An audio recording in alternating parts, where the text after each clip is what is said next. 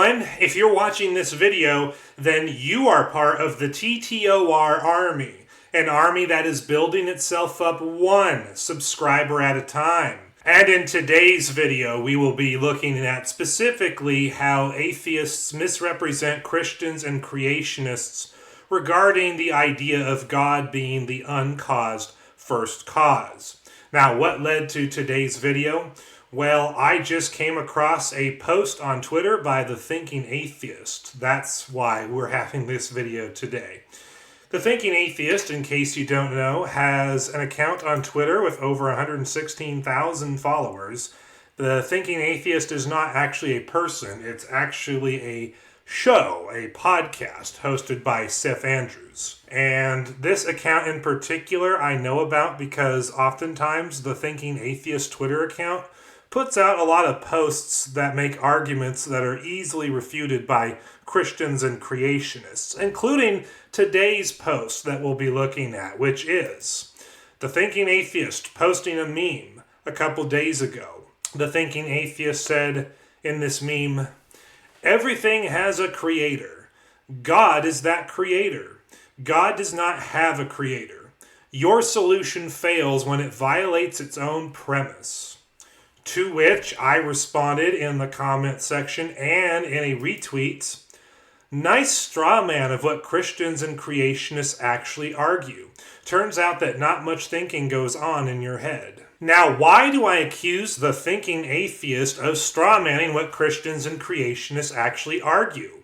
The reason why I accuse them of that is because in my personal experience of Christians all over the internet, Christians in real life at various Christian organizations and creationist organizations meeting up for presentations and conferences, and what I've seen Christians argue on the internet, I have never seen a serious thinking Christian argue that everything has a creator. So of course the solution fails when it violates its own premise, because premise number one by the Thinking Atheist is false. Christians and creationists who seriously think and argue do not argue that everything has a creator.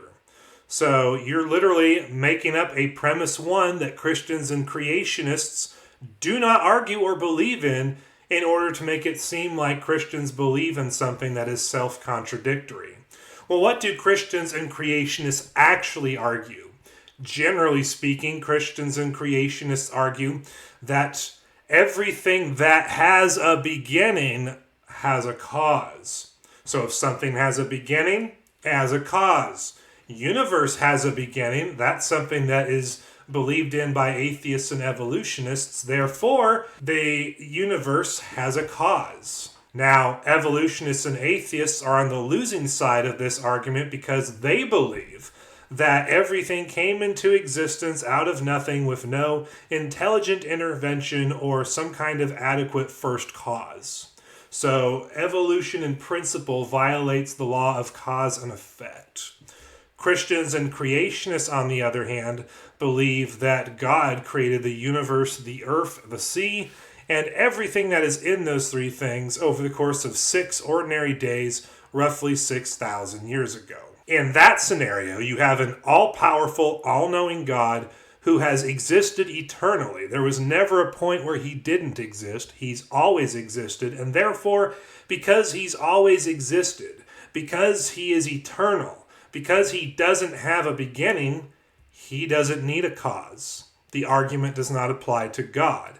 It only applies to anything that has a beginning, something that previously didn't exist and now does.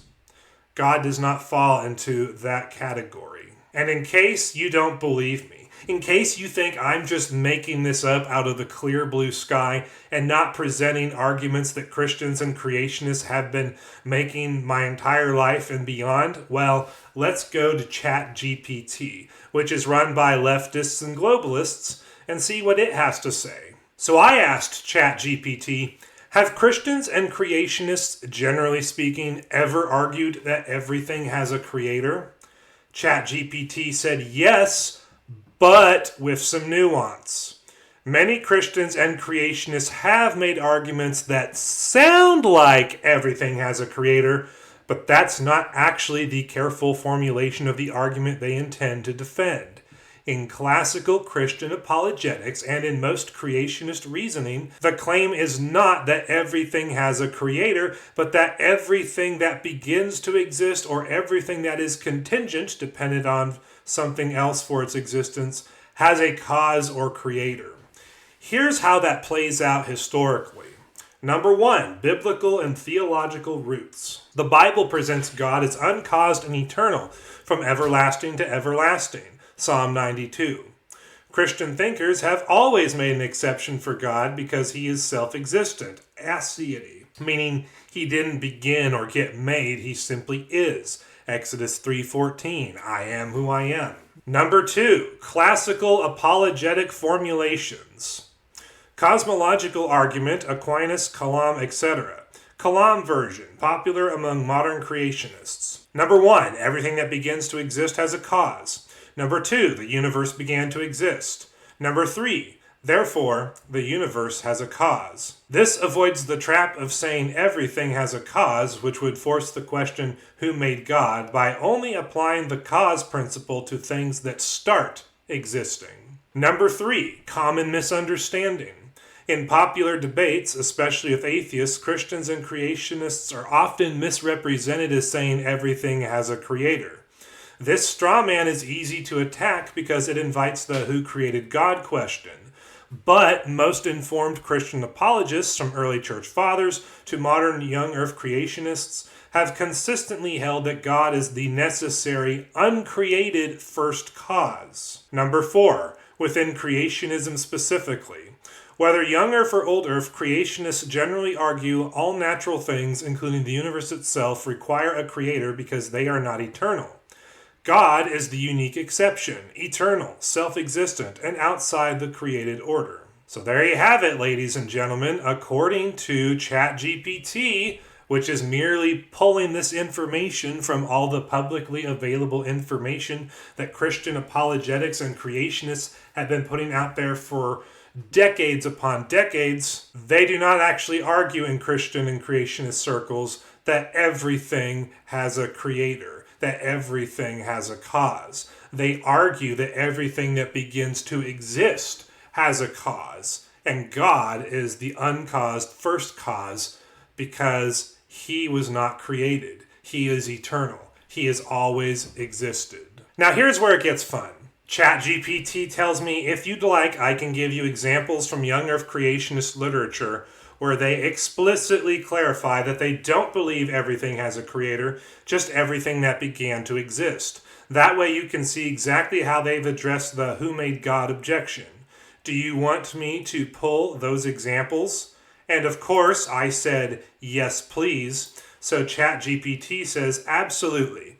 Here are several examples from young earth creationists and broader Christian apologetics showing they explicitly affirm that not everything has a creator, but rather everything that begins to exist or is contingent does, excluding God, who is unique as the uncreated necessary being. Number 1, Kalam Cosmological Argument and the Who Made God response. A central formulation in the modern creationist apologetics is the Kalam Cosmological Argument. Number 1, everything that begins to exist has a cause. Number 2, the universe began to exist. Number 3, therefore, the universe has a cause, which is God. Crucially, this does not extend the rule to God, who is characterized as eternal and uncaused. A common objection, who created God, is addressed as a category error. The argument applies only to things that begin to exist, and God, by definition, does not fall into that category. Number 2, Thomas Aquinas and the uncaused first cause. Thomas Aquinas' first way, cosmological argument from motion, emphasizes that to avoid infinite regress there must be a first mover, one that is uncaused and initiates motion in others, which is understood to be God. Number 3, clarifying uncaused versus self-caused.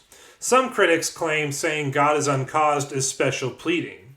Christian apologists counter by clarifying that they do not assert God is self-caused, which would be contradictory. Rather, God is uncaused, meaning he exists necessarily and does not depend on anything else for existence. Number 4, voices from creationist communities.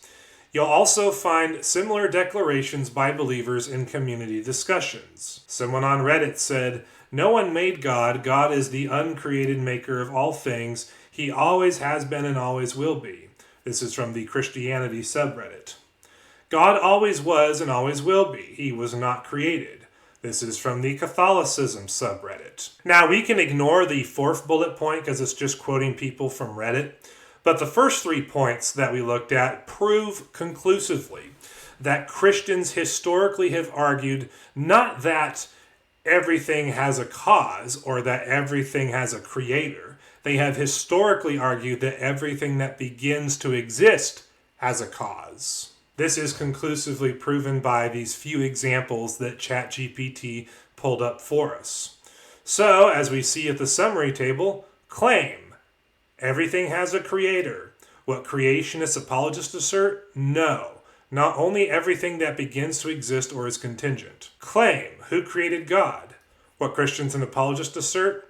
This misunderstanding is due to misapplying the cause condition to God. Claim. God's status. What creationist apologists assert?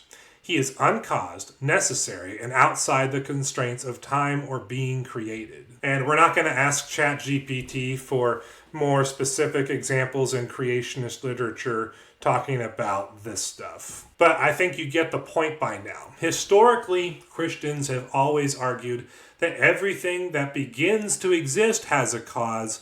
They have never argued, at least not the serious thinking Christians and creationists, they have never argued that everything has a cause or that everything has a creator.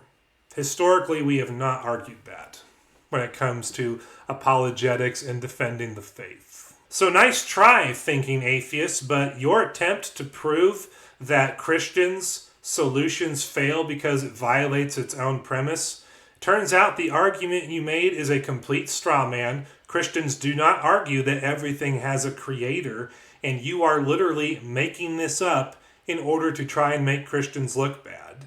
And that does not make atheists look good, because if the Thinking Atheist, who's supposed to be the pillar of reasoning and logic, resorts to strawman fallacies in order to make Christians and creationists look bad, and the fallacy in particular is so easily refuted that even just a casual ChatGPT inquiry can prove that you're full of it, well, you don't make the atheist community look good, Thinking Atheist.